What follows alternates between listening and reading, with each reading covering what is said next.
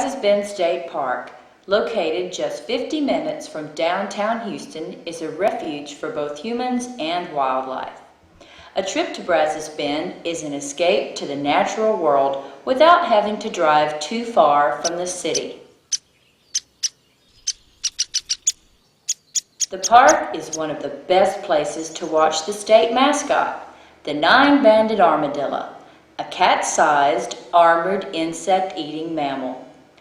Although breeding occurs in July, the embryo remains in a dormant state until November. 4 young of the same sex will be born in a burrow in March.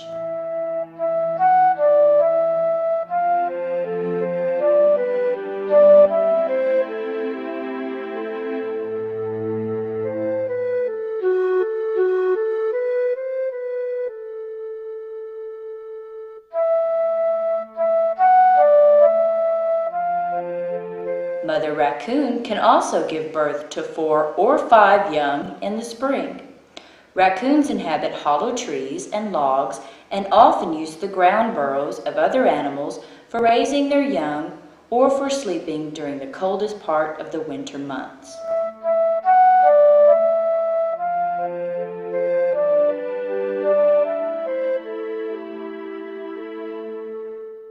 Park naturalist David Heinecke tells us about some of the cultural history and natural diversity of the park. For nearly 80 years before this place was Brazos Bend State Park, it was known as the Hale Ranch, and it was owned by the Hale family out of Houston. Now the Hale family, they used this as kind of a weekend getaway ranch. They also harvested some pecans from out here, did some light farming up towards the north end of the park, did some waterfowl hunting, deer hunting, and that sort of stuff. Wildlife came in and purchased it from the Hale family in the late 70s and spent the next few years improving the park, building trails, putting in campsites, building the headquarters facilities and the maintenance facilities and that sort of thing. And it finally opened up to the public in April of 1984.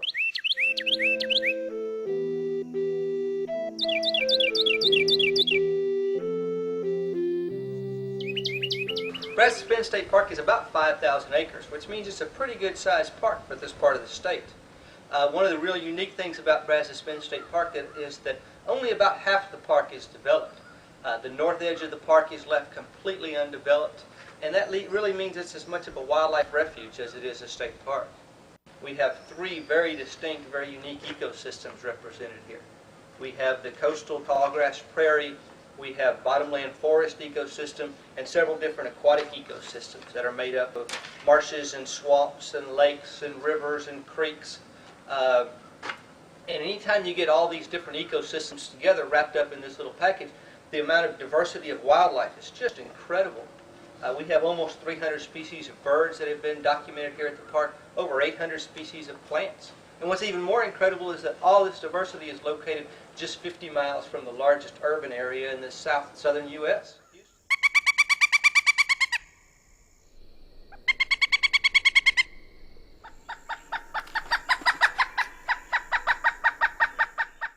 With the relatively mild winters of southeast Texas, spring comes fairly early. The first few warm days of spring for this green anole is the perfect time to seek out a mate. And what better way than to puff up and show off?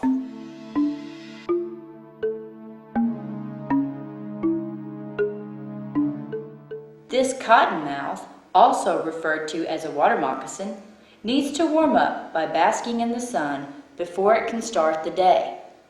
But it had better be careful, for Brazos Bend is home to about 300 adult American alligators.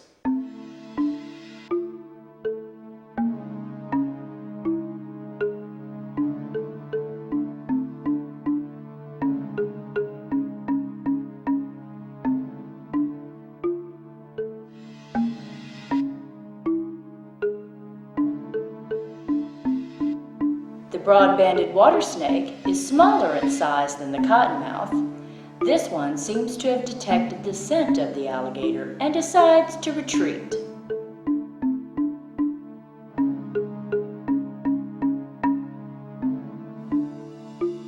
Alligators will eat any kind of meat they can find.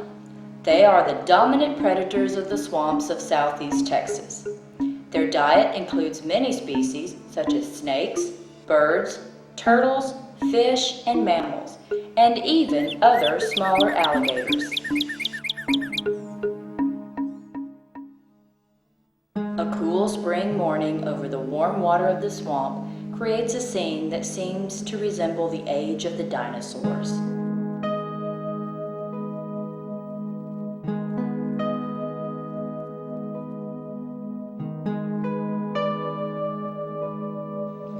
Although you can hear it about any time of year, the bellowing of alligators is most common during the early mornings of April and May as alligator breeding season approaches. A large male bellows. A female answers back. Her bellow is shorter and slightly higher pitched. This, along with head slaps, tail swishes, and body posturing, forms the complex language of these animals.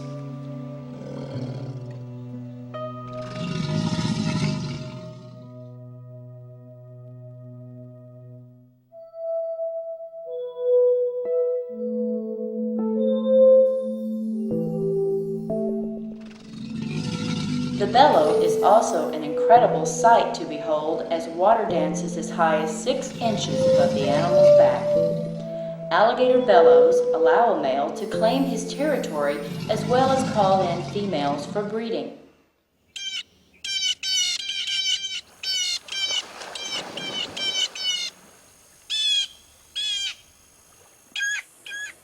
Along with the start of the breeding season comes the dispute over territories and females.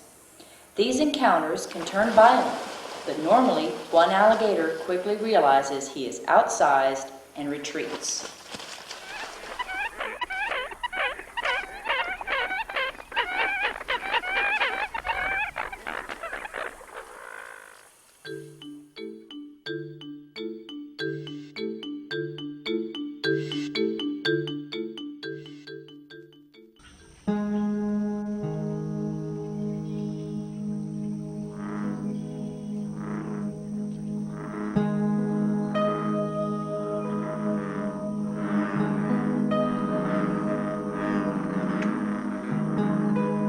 Alligator courtship is a tender time.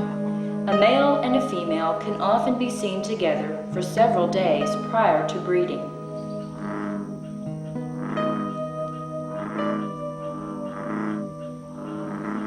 During alligator courtship, a dance takes place where the female is often seen swimming around the male. This probably is done to make her seem more attractive.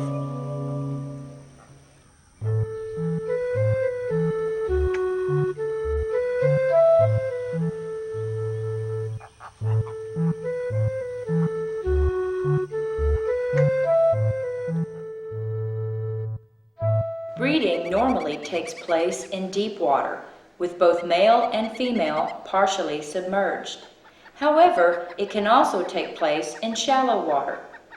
A male may breed with several females, but takes no part in nest building or care of the young.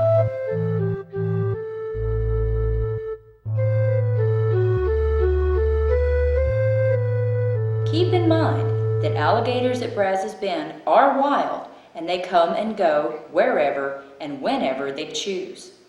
It is not uncommon to see them cross the trails or plop down and take a nap right in front of you. I like to come to the park for different reasons. I like to bird watch, and I like to alligator watch. If I see the alligators in the water, I feel safe. If I see the alligators on the trail, I still feel safe, but I'm aware that they're very, very fast, and you have to be cautious. They can move faster than we do. Alligators at the park have the right-of-way. Give them a wide berth of at least 30 feet, as they can move as fast as 30 miles per hour for that distance. With all of this commotion on the trail, the alligators normally opt for a quieter location and move on. Alligators at Brazos Bend are also the subject of several ongoing research projects. Each year, an alligator census is conducted to determine the approximate population. A nesting census is also conducted by park staff and volunteers. In the summer of 2000, the University of Texas Medical School, with the aid of park staff, initiated a project to study the immune system of the American alligator. Male alligators fight with each other over females in territories and often end up with large open wounds. These animals seem to have a remarkable immune system that will fight off infection and aid in rapid healing. The goal of this study is to determine just what makes their immune systems so resilient. In order to start this study, blood samples were needed from about 100 alligators. The animals were caught, secured, and only a small amount of blood was taken. If the alligator happened to have an open wound, a small tissue sample was also taken. Each animal was measured, sexed, tagged, and quickly released. Blood samples were then taken to the lab for study. No alligator or researchers were harmed during this process.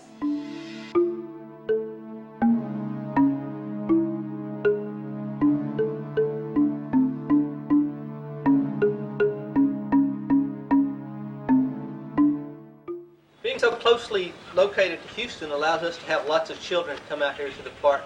A lot of these kids live in urban areas and they would never have a chance to come out here and experience this sort of thing. They come out here on school field trips and we'll do programs with them, or we'll take them on nature hikes, and they'll get to walk around on the trails and see the wildlife up close. They'll get to experience what it's like to see a live alligator or see a snake in the wild.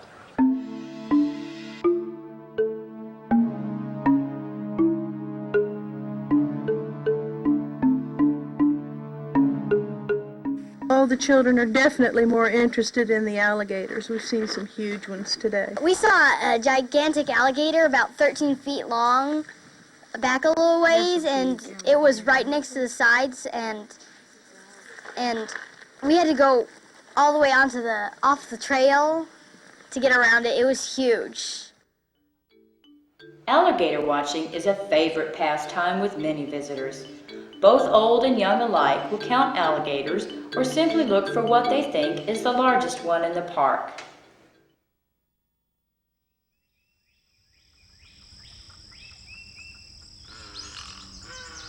Of course, alligators are not the only wildlife at the park. Birds are also why many people come here.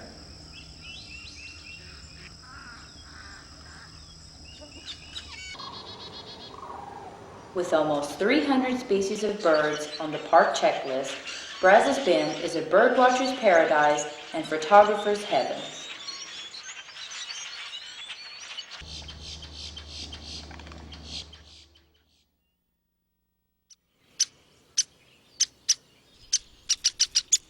A closer look reveals more surprises.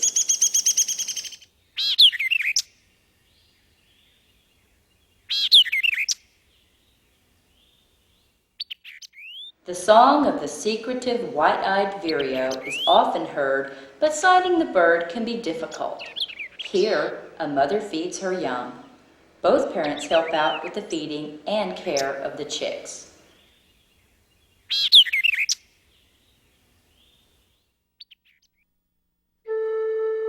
In the winter months, migrating bald eagles can be found in and around the park, soaring over the lakes or feeding on waterfowl or carrion.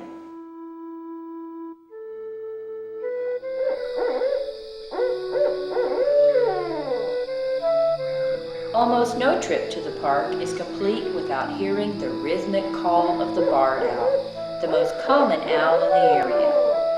It is primarily a forest-dwelling species. These young barred owls are in search of an easy meal.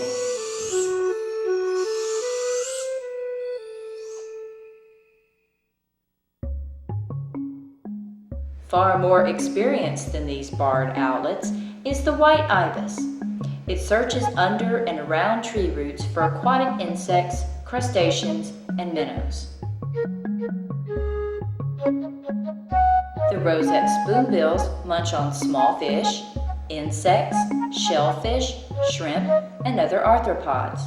They use their spoon-shaped beaks by waving them from side to side through the water.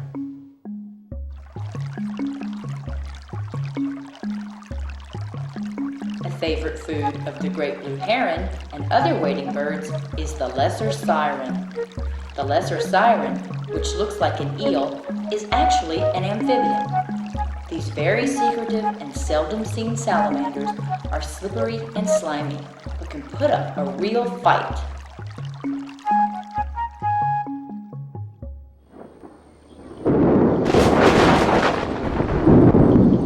Summer on the upper Texas coast creates the right conditions for heavy afternoon thunderstorms. These intense storms can pop up at a moment's notice and dump several inches of rain in a few short minutes. While replenishing the water in the marshes, swamps, and lakes, the rainfall sets the life cycle into motion for many species. Spurred on by the heavy rain, the crawfish moves to newly flooded locations to breed. For the yellow-crowned night heron, crawfish are a favorite food. This heron is very efficient at catching them.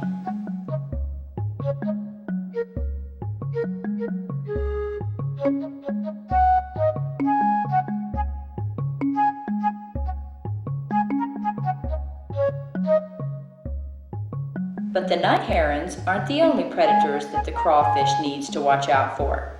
Many other bird species, along with raccoons, otters, alligators, snakes, and even large frogs, rely on the crawfish for their diet.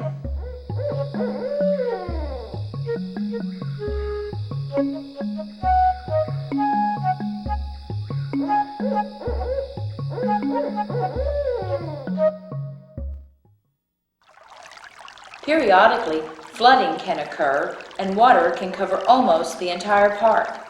But the animals that live here have adapted to this periodic flooding.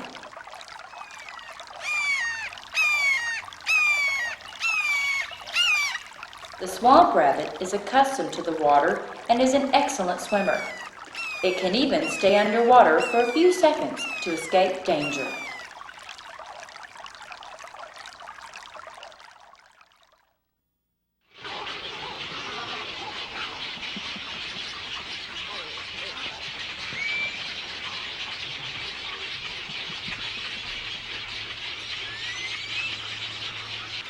In dry years, herons, egrets, spoonbills, and other wading birds can be found in rookeries located in any wetland area throughout the park.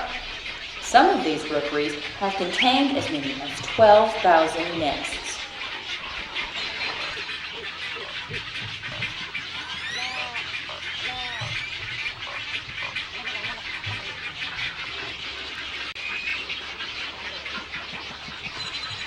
Dry years will also bring shrinking water holes that make for easy fishing for the heron. This great blue heron may look like he has more than he can handle in one bite, but maybe he knows what he's doing.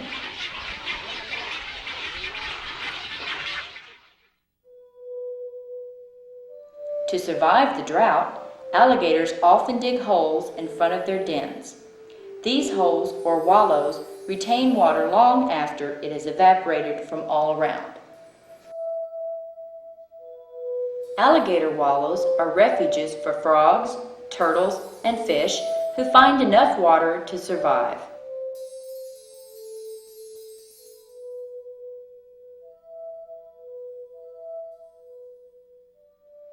During the nesting season, female alligators can be very defensive around their nests.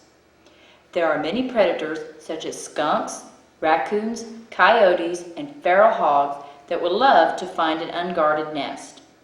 Never approach what appears to be a pile of grass or rotting vegetation. It could be an alligator nest.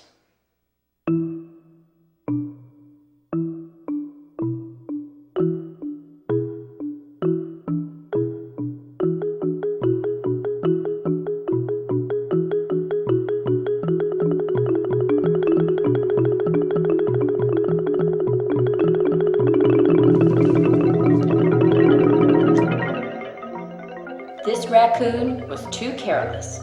The female, watching from the sidelines, quickly caught it and took it to the water for her lunch of the day.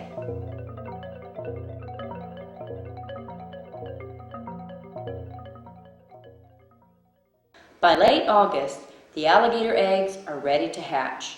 When it is time, the young, aided by an egg tooth on the tip of their noses, will break through the eggshell. Once they have broken through, they will begin to make chirping noises. This chirping will alert the mother, who will then begin to dig open the nest and assist with the hatching. This normally takes place under the cover of night.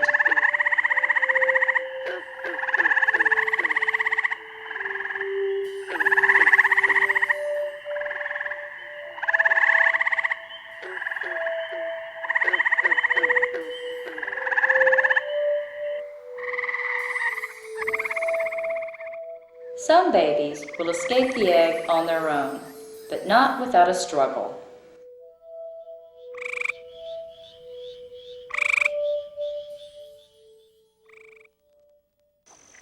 When possible, humans can give wildlife a helping hand. Park staff was able to rescue these baby alligators from a nest that was partially raided by some predator looking for a meal. Maybe it's dirt, but I think it's something else on there, a little deformity. Some don't exactly lose that coloring all the The orphans were taken to the Nature Center, where a group of homeschool students helped to weigh, measure, and catalog each one. You think we look all like his brother? we do. Giants, they don't think twice about it. One more thing is done before they are released. Each alligator is pierced with a small stainless steel numbered tag between the webbing of its toes. Body length is 26.5, and he's ready to go. And these are the ones that we've already tagged, and they'll be released here in about 3 more days.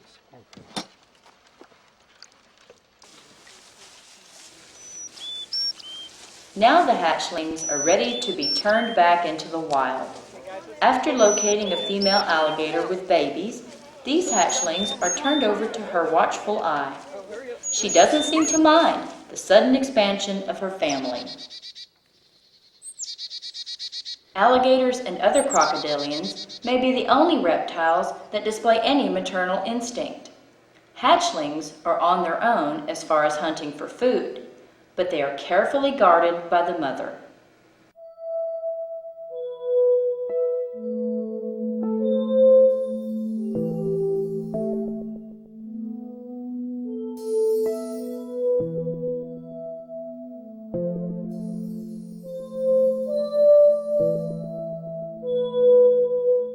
After hatching, the mother keeps her youngsters in a group called a pod, where they will spend most of their days gathering heat from the sun.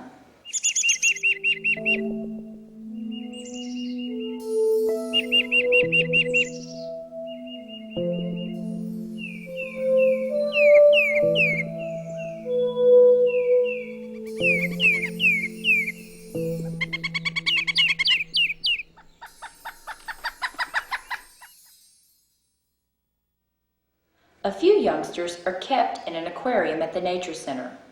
These animals will be used for educational programs and will be displayed for about a year, after which point they will be returned to the wild.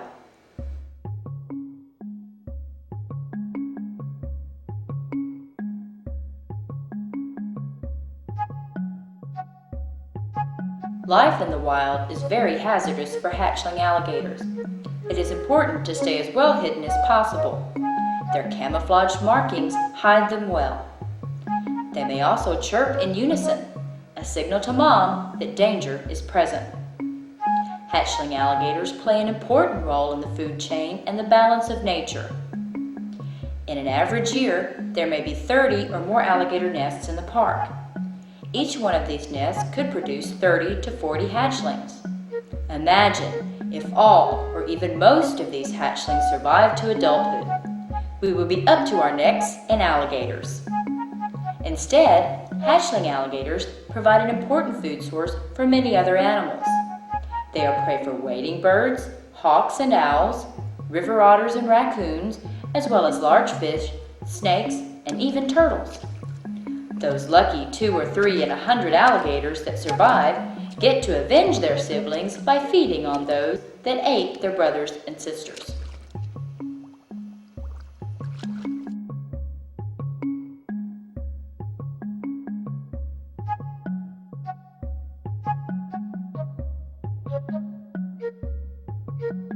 Young alligators may stay with their mother for a few years. As the mother can breed every year, visitors at Brazos Bend can see the female with babies of different sizes. This makes for a cute family portrait.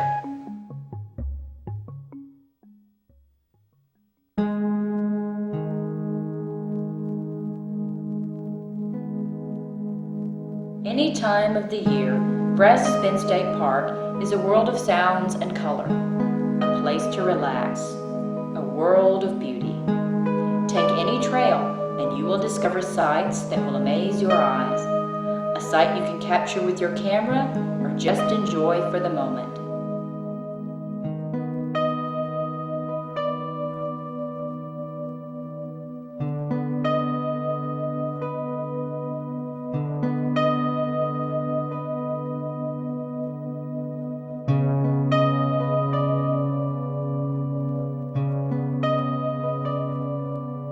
It is also worth your while to slow down and take a look at some of the smaller creatures.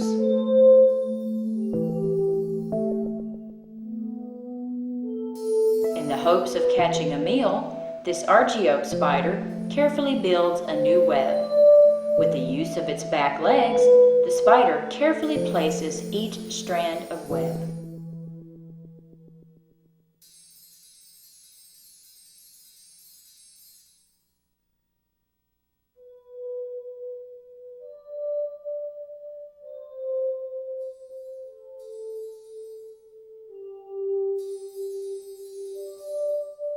The spider also uses its silk to wrap up its prey.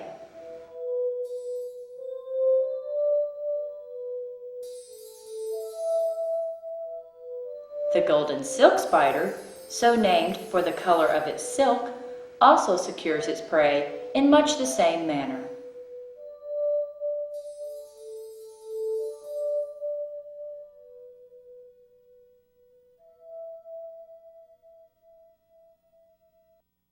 With the change of the seasons comes a change in the variety of bird species.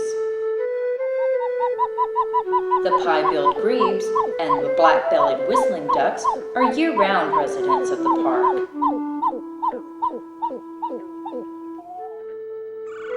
The blue-winged teal arrive in August and head back north in late spring.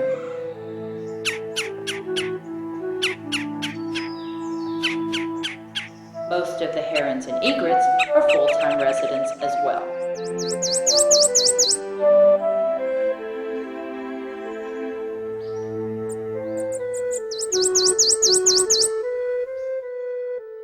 In the winter, the purple gallinule takes her young and heads south to Mexico and Central America.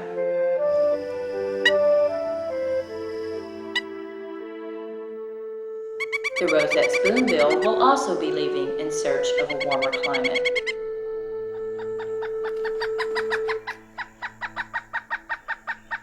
Other birds go about the business of just being birds, searching for food, preening, or just hanging around.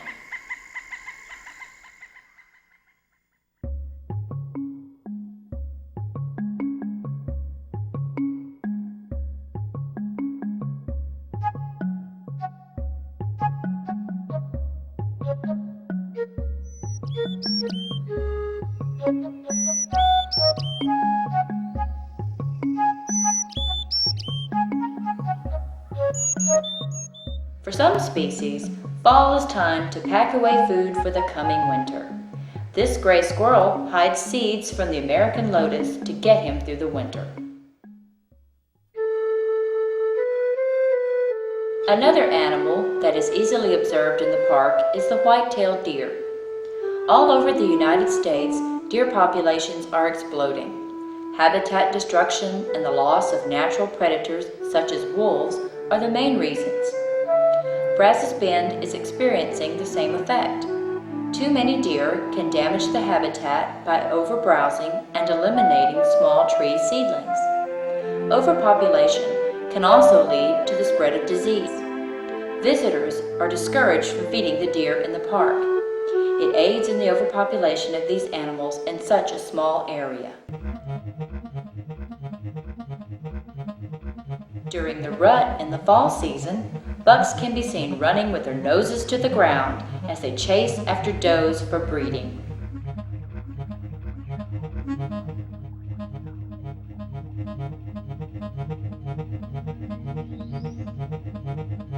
Disputes over does and territories may lead to violent battles between suitors. These battles may last several minutes and normally end when one buck retreats.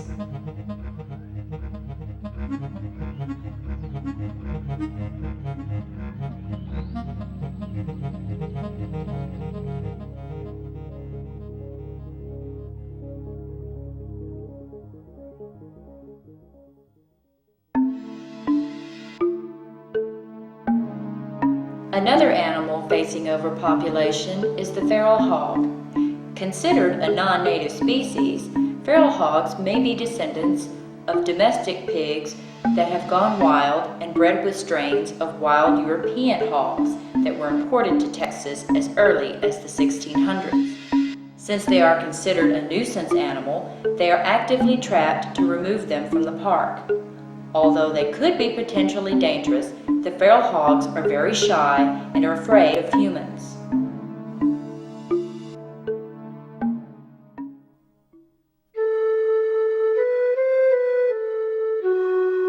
In the areas surrounding Brazos Bend State Park, man is having a great impact. As development approaches, places like the park are of increased value and importance. Increased importance for animal habitat, education and research, increased importance for recreation, and just a simple escape from the hustle and bustle of everyday life.